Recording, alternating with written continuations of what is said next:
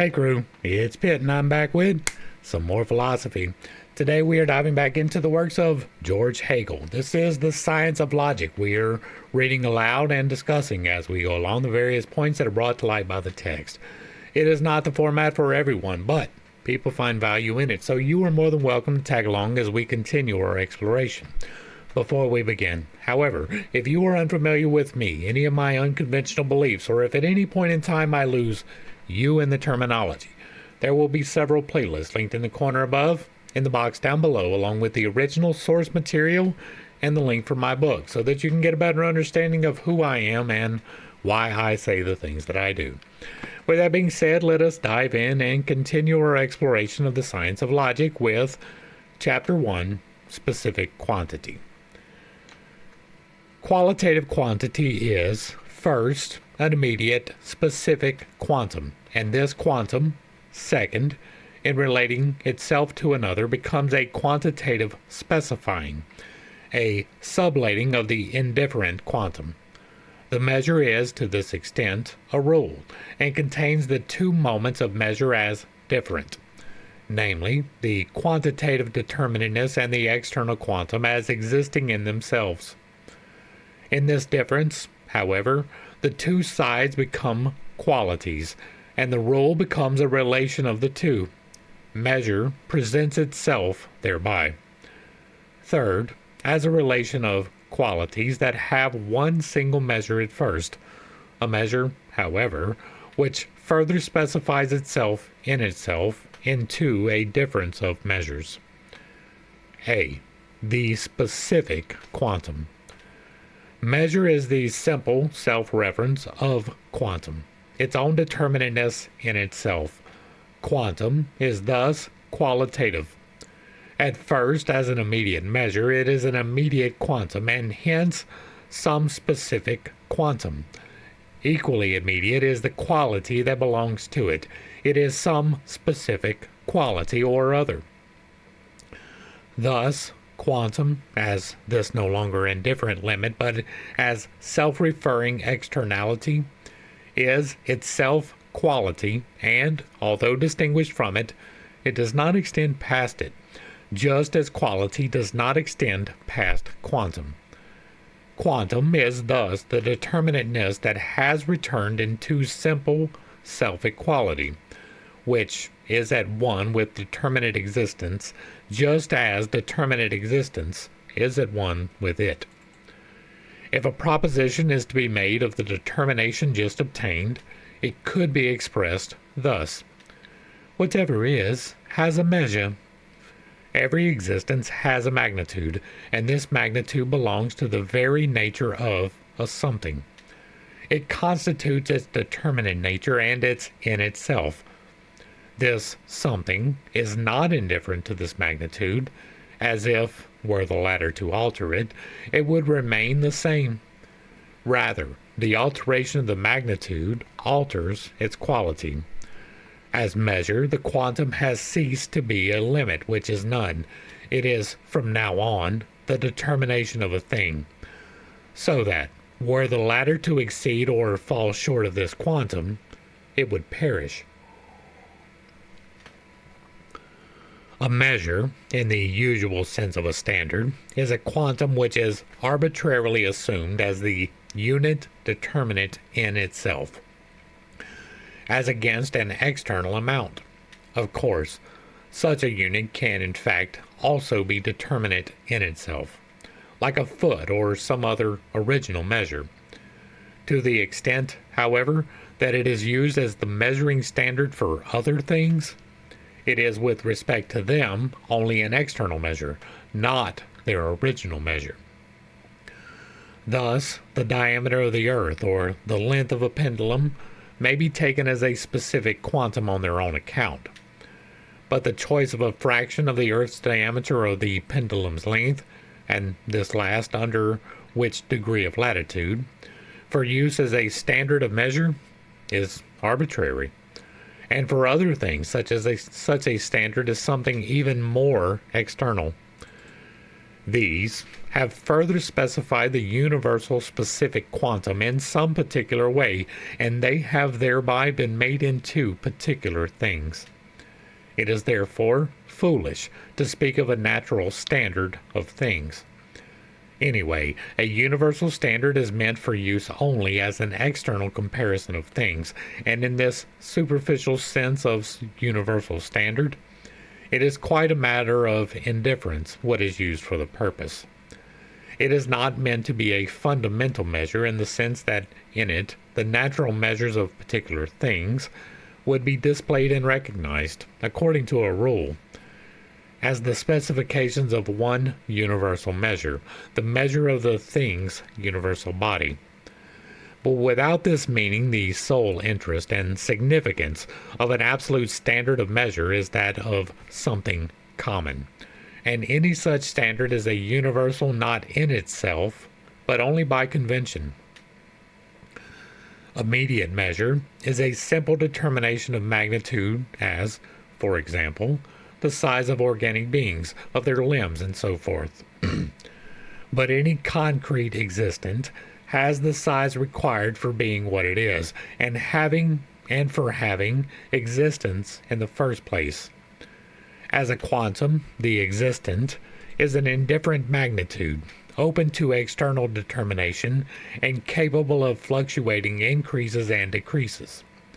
As a measure, however, it is at the same time distinct from itself as quantum, itself as such an indifferent determination, and is a restriction on that indifferent fluctuation of a limit.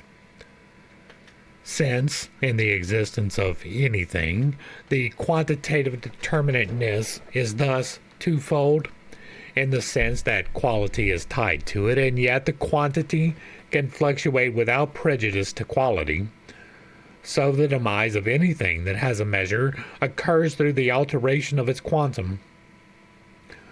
On the one hand, the demise appears unexpected, inasmuch as there can be alteration in the quantum without the measure and the quality being altered. But on the other hand, it is made into something quite simple to grasp by means, namely, of the concept of gradualness. It is easy to turn to this category for visualizing or explaining the disappearance of a quality or of a something, for it gives the impression that one can witness this disappearance as if before one's eyes, since the quantum is posited as the external limit which is by nature alterable. The alteration of quantum only then follows by itself. But in fact, nothing is thereby explained, for the alteration is at the same time essentially the transition of one quality into another, or the more abstract transition of one existence into a non-existence, and therein lies another determination than just gradualness, which is only a decrease or increase, and the one-sided holding fast to magnitude. 2. The ancients had already taken notice of this coincidence, that an alteration which appears to be only quantitative suddenly changes into a qualitative one, and they used popular examples to illustrate the inconsistencies that arise when such a coincidence is not understood. Two such examples go under the familiar names of the bald and the heap. They are enlinchi, that is, according to Aristotle's explanation, two ways in which one is compelled to say the opposite of what one has previously asserted. The question was put: does the plucking of one hair from someone's head or from a horse's tail produce baldness, or does a heap cease to be a heap if one grain is removed? The answer can safely be conceded, for the removal amounts to a mere quantitative difference, and an insignificant one at that. And so, one hair is removed, one grain, and this is repeated with only one hair and one grain being removed each time. The answer is conceded. At last, the qualitative alteration is revealed. The head, or the tail, is bald. The heap has vanished.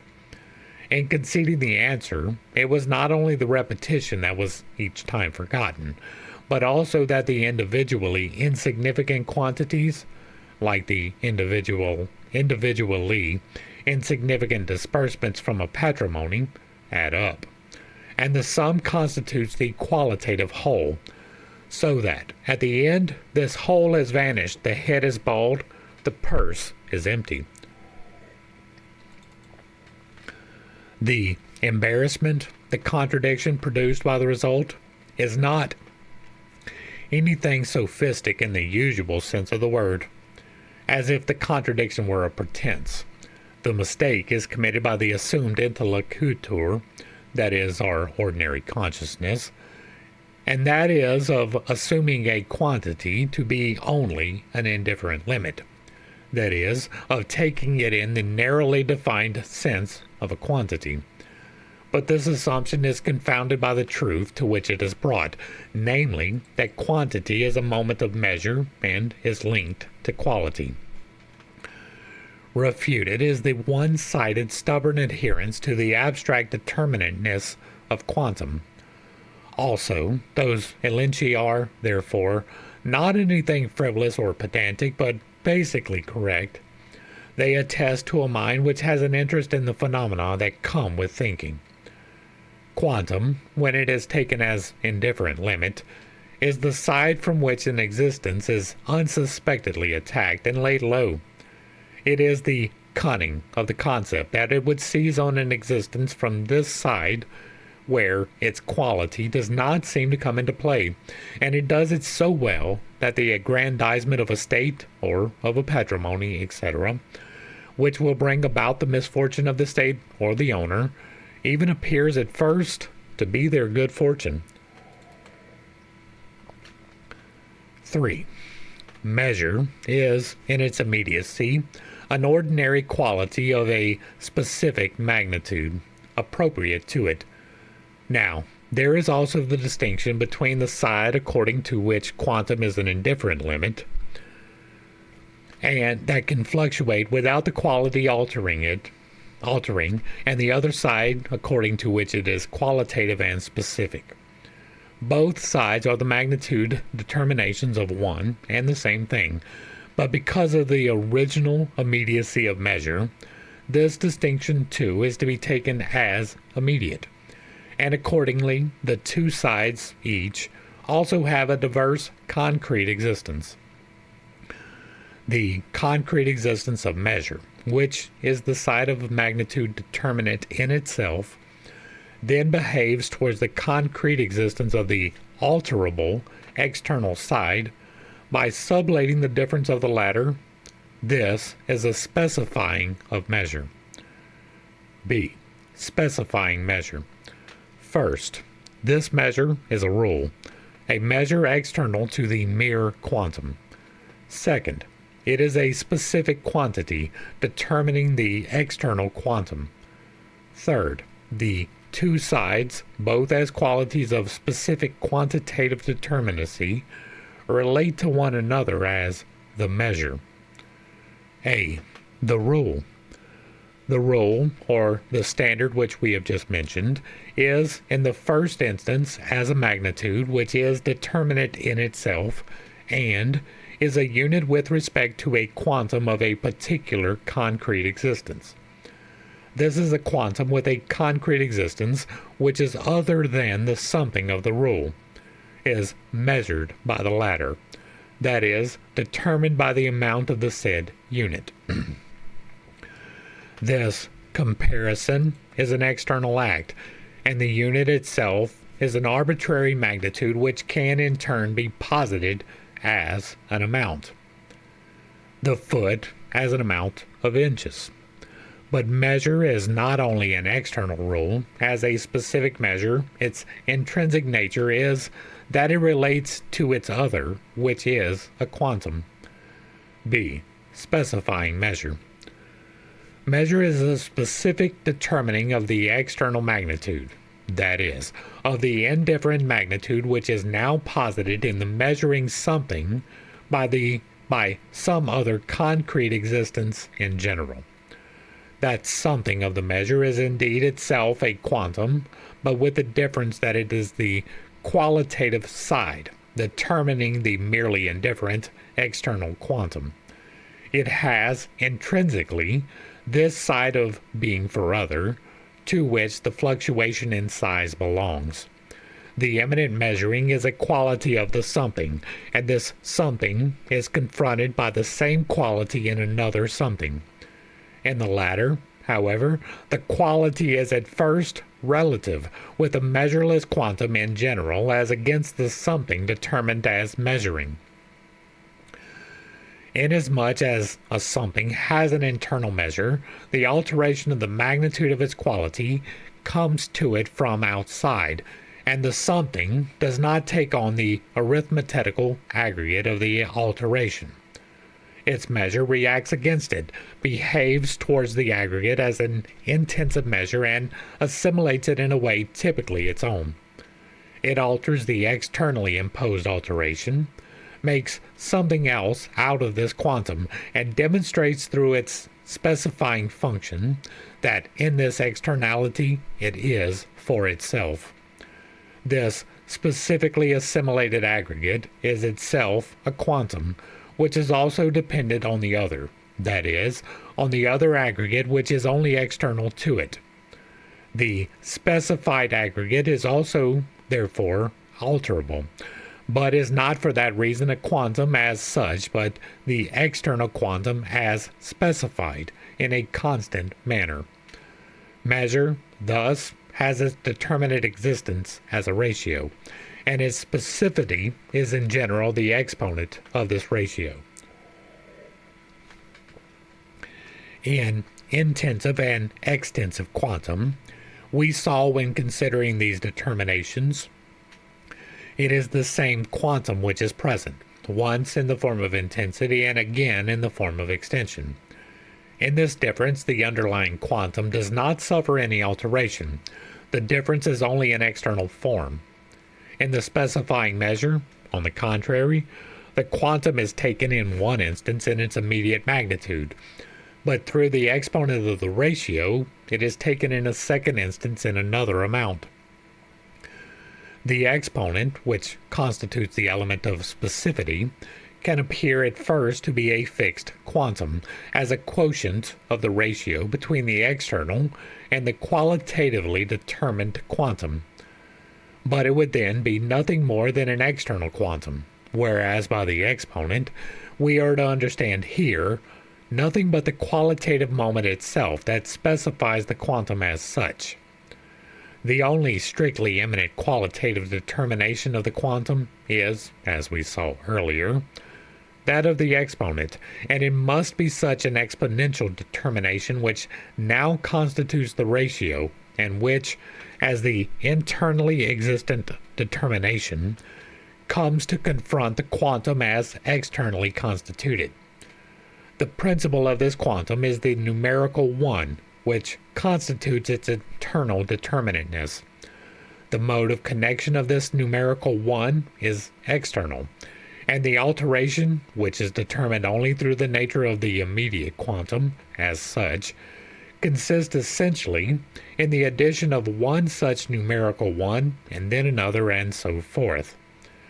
As the external quantum alters in arithmetical progression in this way, the specifying reaction of the qualitative nature produces another series which refers to the first, increases and decreases with it, not, however, in a ratio determined by a numerical exponent, but in a ratio which is numerically incommensurable in the manner of a power determination. Remark. To cite an example, temperature is a quality in which these two sides of external and specified quantum are distinguished.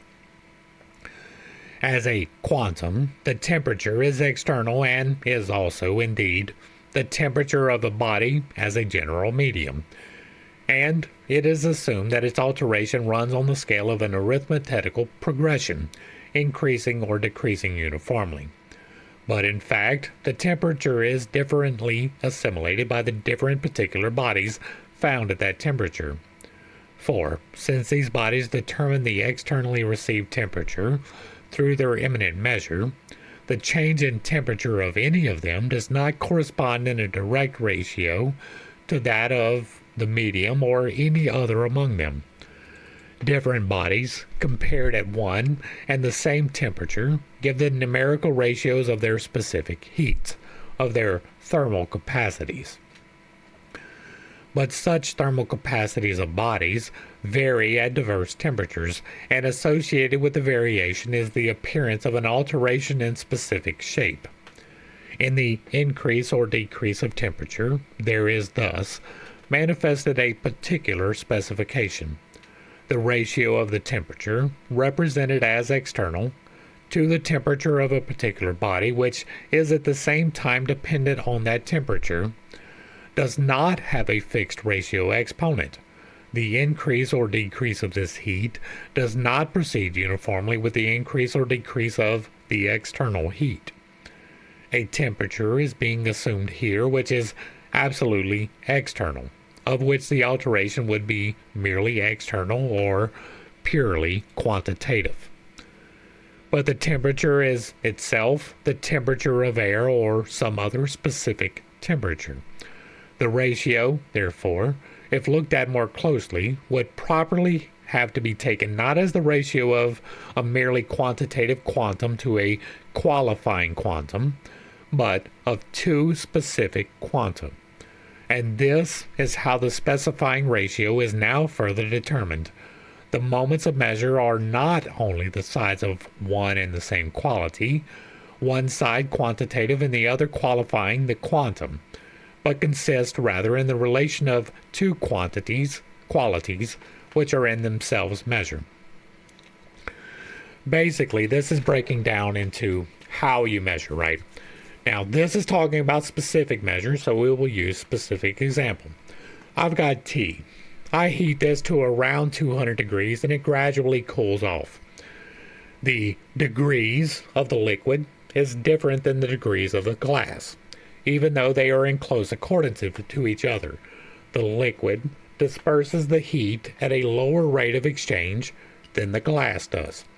And so, even though they are closely associated, they have two different measures of temperature. They use the same quantity, right? The same number of degrees, but the quality is different. One is glass and one is liquid. They give two different heat ratios. And that is basically what's being said here. You have to measure the liquid as the liquid and the glass as the glass, and you have to measure the way that they give off the heat as how does the liquid dispense the heat as opposed to how does the glass dispense the heat. Same type of measurement made to two different quanta.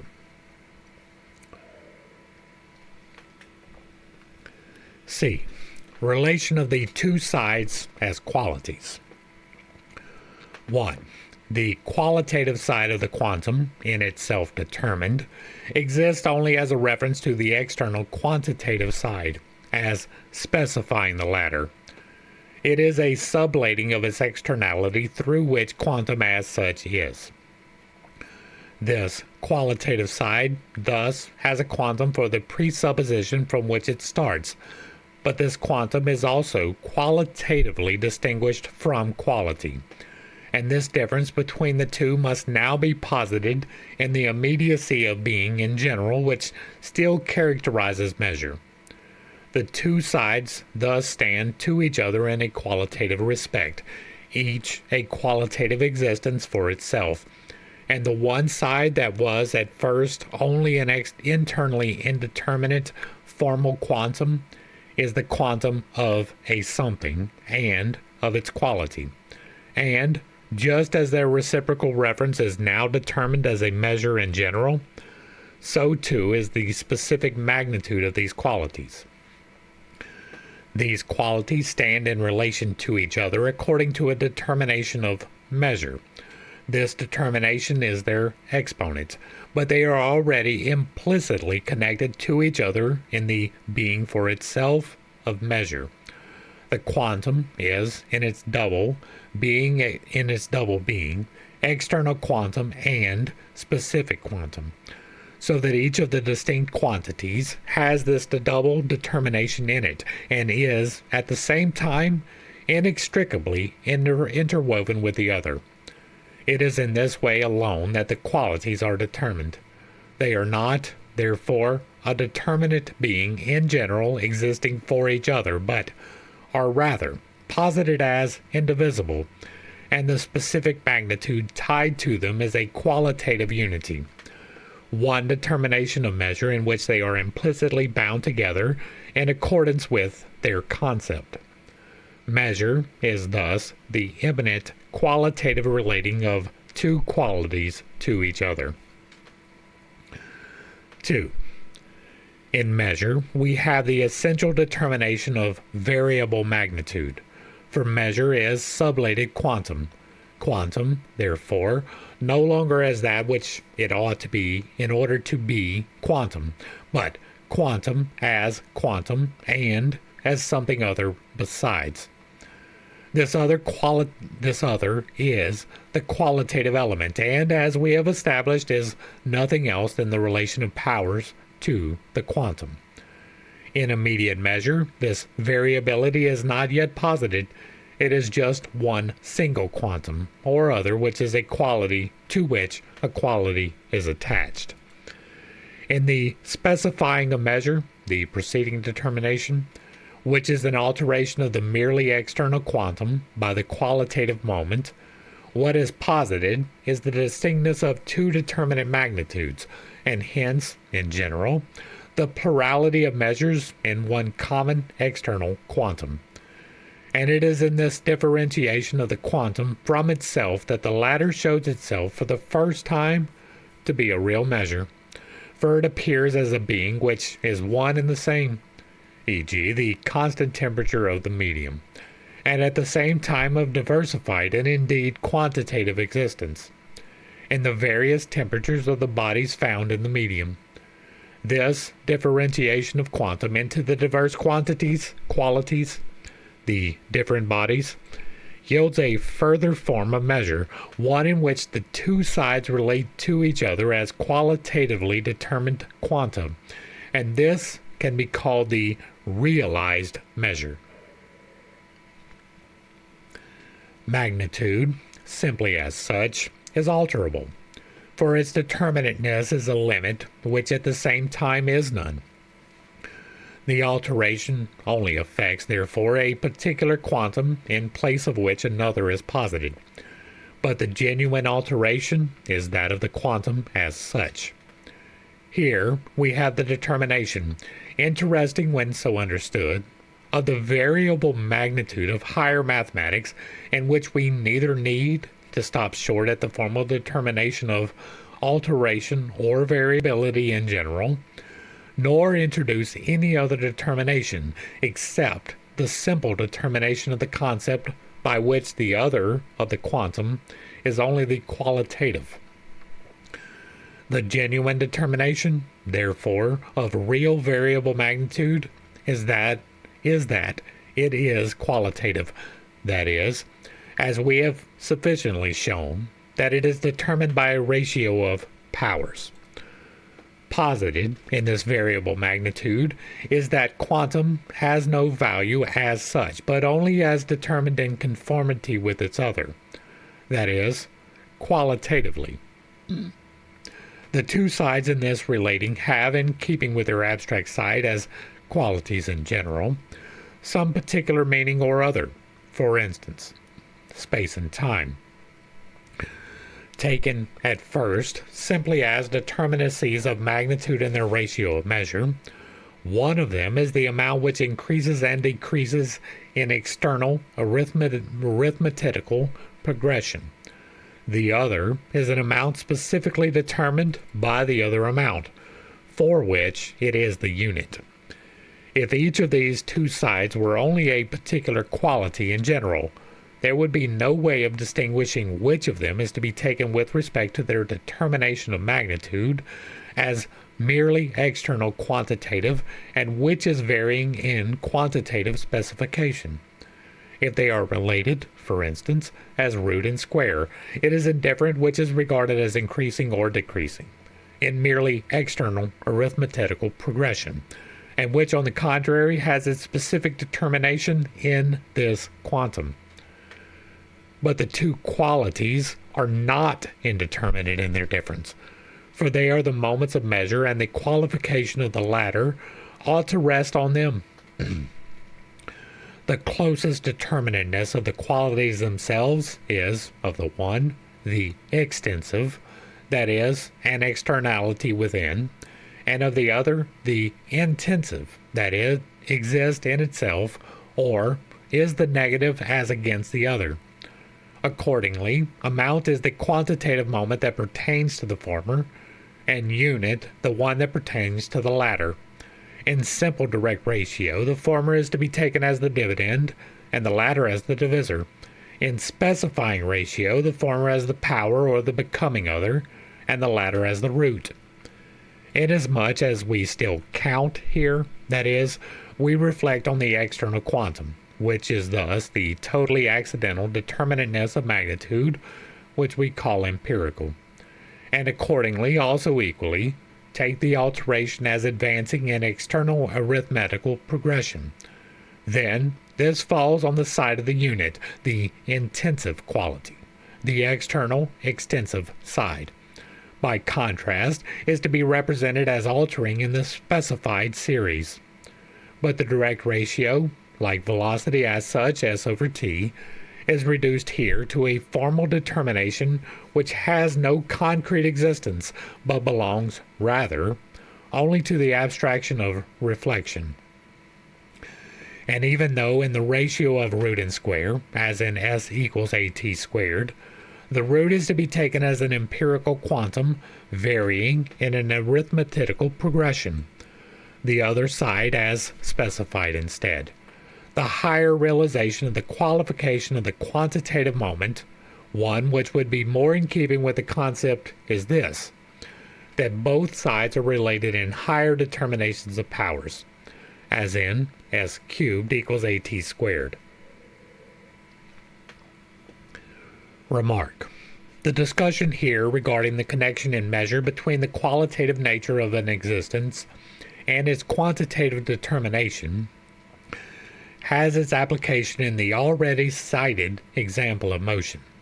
First of all, in the fact that in velocity, as the direct ratio of traversed space and the elapsed time, the magnitude of time is taken as denominator and that of space as numerator.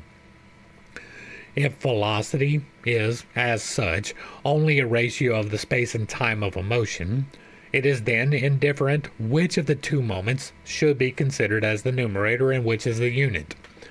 But space, like weight in specific gravity, is an external, real whole as such, and hence amount. Time, like volume, is on the contrary the ideal, the negative, the side of unity. But the more important ratio, the one essential to the point at issue here, is the one that holds in free motion. In the first instance, in the still conditioned motion of a falling body, where the quantitative values of time and space are reciprocally determined as root and square respectively, and then in the absolutely free motion of the celestial bodies, where the period of revolution and the distance are reciprocally determined, the one as the power lower than the other, as square and cube respectively. Fundamental relations of this kind rest on the nature of the related qualities of space and time, and on the way they stand connected, whether their motion is mechanical, that is, unfree and not determined by the concept of its moments, or is the motion of a falling body, that is, conditionally free, or the absolutely free motion of the heavens. These kinds of motion, as well as their laws, rest on the development of the concept of their moments, space, and time, for these qualities prove, as such in themselves or in their concept, to be indivisible, and their quantitative relation, the being for itself of measure, is only one measure determination. Regarding the absolute relations of measure, it should be noted that the mathematics of nature, if at all worthy of the name of science, would have to be essentially the science of measure, a science to which much has indeed been contributed empirically, but still preciously little scientifically, that is, philosophically. Mathematical principles of natural philosophy, as Newton called his work, if they are to live up to this title in a deeper sense than Newton and those of the entire Baconian lineage of philosophy did, would have to contain things of a quite different nature in order to shed some light on these regions, still dark yet eminently worthy of attention. It is a great service to discover the empirical numbers of nature, e.g., the distances of the planets from each other, but an infinitely greater service would be to make the empirical quanta disappear by raising them to a universal form of quantitative determinations in which they become the moments of law or of measure. Immortal services which, for instance, Galilei achieved for the motion of falling bodies and Kepler for the movement of celestial bodies. These men have proven the laws they have discovered by showing that the full compass of the singular things of perception conform to them. But a still higher proof of these laws must be demanded, nothing less, namely, than of knowing their quantitative determinations from the qualities, or determinate concepts connected in them, such as space and time. Of this kind of proof there is still no trace in the cited mathematical principles of natural philosophy, as also there is none in subsequent works of the same kind. It has already been remarked, in connection with the semblance of mathematical proofs of certain natural relations, a semblance based on the misuse of the infinitely small, that the attempt to conduct any such proof on a truly mathematical basis, that is, neither empirically nor conceptually, is an absurd undertaking. Proofs of this kind presuppose their theorems and even the laws to be proved from experiences. What they manage to accomplish amounts to this, that they reduce such theorems and such laws to abstract expressions and convenient formulas. A better informed day will come when the entire and truly real merit that will be attributed to Newton in these matters as against Kepler, once the sham scaffolding of proofs has been cast aside, undoubtedly because of a clearer awareness of what mathematics can deliver and has delivered, will be restricted to Newton's said transformation of Kepler's formula, and to his albeit still incipient introduction of analysis. C. The being for itself in measure. In the form of specified measure just considered, the quantitative moment of each side is qualitatively determined, both in the ratio of powers. They are thus moments of one measure determinateness of qualitative nature.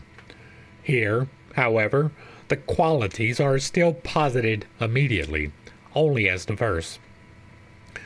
They are not related in the manner of their quantitative determinacies, that is, that outside their relation they would have neither meaning nor existence, as is the case for the quantitative determinacies as a ratio of powers. The qualitative moment thus disguises itself as specifying not itself, but the determinateness of magnitude. Only within the latter is it posited. For itself it is instead immediate quality as such, which, besides the fact that it posits the magnitude as non-indifferent, and besides its connection with its other, still has existence subsisting on its own. Thus, space and time, outside that specification which their quantitative determinateness obtains in the motion of falling bodies or in the absolutely free motion, both have the value of space in general and time in general. Space subsisting on its own, outside and without the duration of time, and time flowing on its own independently of space. This immediacy of the qualitative moment as against its specific measure relation is, however, equally bound up with a quantitative immediacy and with the indifference to this same measure relation of the quantitative element in it. The immediate quality also has an immediate quantum. For that reason, this specific measure also has a side of an, at first, external alteration, which advances in merely arithmetical progression undisturbed by it, and in which falls the external and hence merely empirical determination of magnitude. Quality and quantum, even as they extend outside measure, are at the same time connected with it. The immediacy is a moment of their belonging to measure. Thus, the immediate qualities also belong to measure, are likewise connected and stand in a ratio which, outside the specified one of power determination, is itself only a direct ratio and an immediate measure. This conclusion and its consequences must now be indicated. Although the immediately determined quantum is as a moment of measure otherwise implicitly grounded in a conceptual nexus, in connection with specific measure it is, as such, externally given. But the immediacy which is thereby posited is the negation of the determination of qualitative measure. The same immediacy was shown just now on the sides of the determination of measure, which appeared, for that reason, to be self-subsisting qualities.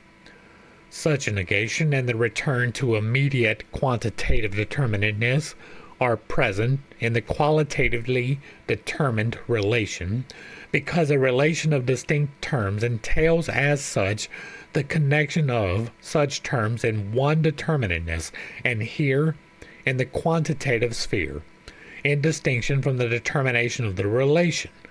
This determinateness is a quantum.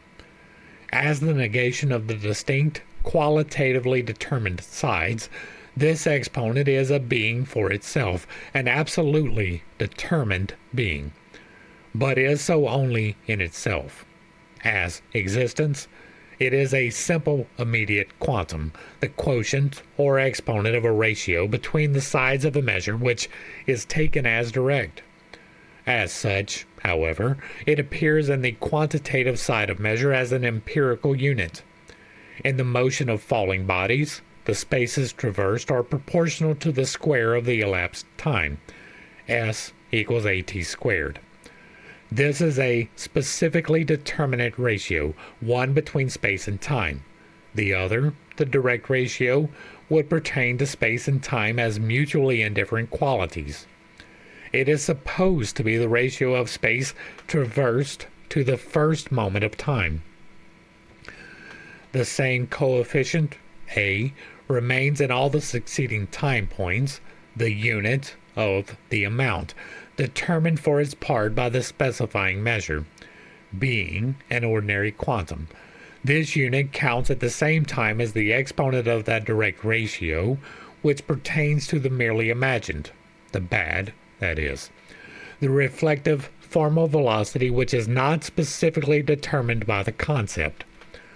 Such a velocity does not have a concrete existence here, no more than does the one previously mentioned, which is supposed to pertain to a falling body at the end of a moment of time. That velocity is ascribed to the first temporal moment in the fall, but this so-called temporal moment is itself only an assumed unit, which has no existence as such, an atomic point. The beginning of the motion, its alleged smallness would make no difference, is straight away a magnitude, and one which is specified by the law of falling bodies. The said empirical quantum is attributed to the force of gravity, and this force, thus, has itself no connection with the specification at hand, the determinateness of powers. That is, with the determinateness characteristic of measure, the immediate moment, that in the motion of falling bodies, the amount of some 15 spatial units, which are assumed as feet, enter into one unit of time, call it a second, the so-called first unit. is an immediate measure, just like the size of human limbs, the distances and diameters of planets, etc. The determination of such measures falls elsewhere than within the qualitative determination of measure, here of the law itself of falling bodies. On what such numbers depend, these merely immediate and therefore empirical appearances of a measure, on this the concrete sciences have yet to give us any information. Here we are only concerned with this conceptual determination, namely, that in any determination of measure, the empirical coefficient constitutes the being for itself, but only the moment of the being for itself, insofar as it is in principle and therefore as immediate. The other moment is the development of this being for itself, the specific measure determinateness of the sides. According to this second moment, in the ratio expressing the motion of falling bodies, this motion that is still half conditioned and half free, gravity is to be regarded as a force of nature. Its ratio is thus determined by the nature of time and space, and the said specification, the ratio of powers, therefore falls in it. The other moment mentioned above, the simple direct ratio, expresses only a mechanical relation of time and space, a reflectively formal velocity, externally produced and externally determined. 3. Measure has now taken on the determination of being a specified qualitative relation, one which, as qualitative, has within it the usual external quantum, but this quantum is not a quantum in general, but essentially a determining moment of the relation as such. It is thus an exponent, and because of the immediacy now of its determinateness, an invariable exponent. Consequently, an exponent of the already mentioned direct ratio of the same qualities whose reciprocal quantitative relation is at the same time specifically determined by the ratio. In the example of measure that we have used, that of the motion of falling bodies, this direct ratio, as it were, anticipated and assumed as given, but, as remarked, in this motion it still does not have a concrete existence. However, that measure is now realized, in that its sides are both measures, one distinguished as immediate and external, and the other as internally specified, while measure itself is the unity of the two. This constitutes a further determination. As the unity of its two sides, measure contains the relation in which the magnitudes, by virtue of the nature of the qualities, are posited as determined and non-indifferent. Its determinateness, therefore, is entirely immanent and self-subsisting, and has at the same time collapsed into the being for itself of an immediate quantum, the exponent of a direct ratio. In this, the self-determination of measure is negated, for in this immediate quantum, its other, measure has a final self-existent determinateness. Conversely, the immediate measure, which ought to be internally qualitative, assumes truly qualitative determinateness only in that other. This negative unity is real being for itself, the category of a something, which is the unity of qualities in a relation of measure, a complete self-subsistence. The two resulting diverse relations also immediately yield a twofold existence, or, more precisely, that self-subsisting whole, as a being that exists for itself, is, as such, in itself a repulsion into distinct self-subsisting somethings, whose qualitative nature and subsistence, materiality, lies in their determinateness of measure. And that is going to bring us to the end of specific quantity. Hopefully, I brought a little bit of enlightenment and not too much confusion to a very difficult set of topics. I understand I hold some unconventional beliefs, and I have a tendency to step on toes when I relay those. It is not intentional, but it is not something I apologize for. This is talking about when measurement becomes measurement and when the units of measurement become measurement, right? If we are talking about the glass and the temperature, it is at a specific point in time that you are taking the temperature, right? That moment is the beginning. It is the quantum or the quality. Yeah, the quantum. The quality. The quantum is how many temperature readings are taken in a given amount of time. And so the very first one being the standard by which you set. So in the case of the falling bodies, if it's 15 feet in 1 second, that becomes the standard by which you measure. But if it is 30 feet in 1 second, that becomes the standard by which you measure. And so the measurement is variable, but by determining what the variables will be, we set the standard by which we measure going forward. And that's really the simplest way to restate what was said here, at least in my opinion. If you like what I'm doing over here, let me know down below. Give me a like, a share, a follow, throw me a comment if you agree or disagree with anything that was stated. Put it in the box down below, and if it remains respectful, it gets to remain up. If there is another work you would like to see me read or discuss, drop it in the box down below. And if you really like what I'm doing, hit me with that super thanks. Hit me with a membership or pick up a copy of my book. To the crew, thanks for hanging out. I appreciate every single minute that you were here with me, and I am praying for you every single day. Until next time, I love you. God loves you. You are perfect, whole, and complete just the way that you are. And this has been Pit Steak. Peace.